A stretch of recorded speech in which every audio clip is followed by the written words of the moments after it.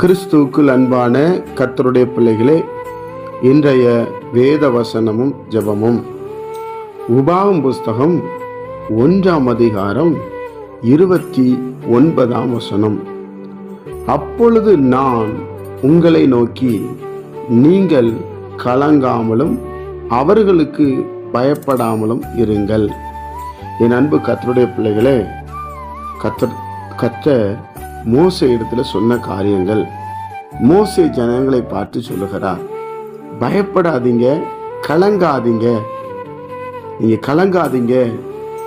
தேசத்தை வேவு பார்த்து வந்த பொழுது பெரிய பெரிய மனிதர்கள் இருந்தார்கள், ஏனாக்கியர்கள் இருந்தார்கள், பெரிய வானத்தளவு மதிலுள்ளவளா இருக்கிறாங்கன்னு சொல்லி ஒரு பயம் உங்களுக்குள்ள இருந்துச்சு. இன்னைக்கு நமக்கும் அப்படிதான். சில நேரத்துல சில பிரச்சனை போராட்டத்தை கண்டு ஒரு பயம் இருக்கும்.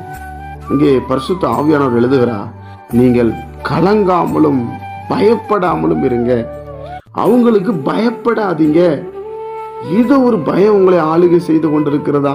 மற்ற மனிதர்களை கொண்டு, ஐயோ இவங்க நம்மளை என்ன பண்ணிடுவாங்க, இவங்க நம்ம நடத்த விடுவாங்களா, வீடு கட்ட விடுவாங்களா, வாழ விட மாட்டாங்களா, இப்படி ஏராளமான பயங்கள் நமக்கு இருக்கிறது.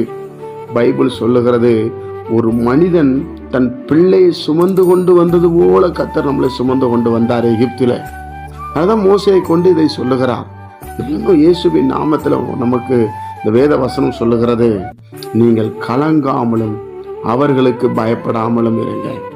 பிரச்சனை கண்டு பயந்து இருக்கீங்களா? ஜெபிக்க முடியாம சோர்ந்து போயிருக்கிறீங்களா?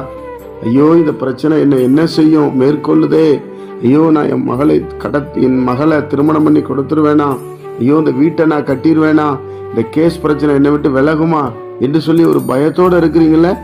உங்களை சுமந்து கொண்டு வந்த ஒரு தெய்வம் இருக்கிறார். அவர்தான் ஆண்டவராகிய இயேசு கிறிஸ்து. ஒரு தகப்பன் சுமப்பது போல நம்மளை சுமப்பாராம். சில நேரத்துல நம்ம யோசிப்போம், அந்த இடத்த எப்படி நம்ம தாண்டி வந்தோம்னு சொன்னா வேற ஒன்றும் இல்லைங்க. உண்மையாக சொல்லுகிறேன், கர்த்தர் நம்மளை சுமந்து கொண்டு வந்த தேவன். கட்டாயம் நம்மளை சுமந்தவர் ஆசீர்வதிக்கிற தேவன். அதனால நீங்க மனிதர்களை கண்டு பயப்படாதீங்க. மனுஷனுக்கு பயப்படுகிற பயம் கண்ணியை வருவிக்கும். கர்த்தருக்கு பயப்படுகிற பயம் தான் நம்மளை ஆசீர்வதிக்கும். உங்க பயம் கர்த்தர் மேலதான் இருக்கணும். வானத்தையும் பூமியும் உண்டாக்கின சர்வ வல்லமையுள்ள தேவன் மேலதான் இருக்கணும். மற்ற மனிதரிடத்துல இருக்கக்கூடாது. ஆனாலும் நம்ம தாழ்மையா இருக்கணும். அதுதான் தேவன் நம்ம இடத்துல விரும்புவது. அப்போ நீங்க கலங்காமலும் பயப்படாமலும் இருங்க. யாரை கண்டு பயப்படாதீங்க.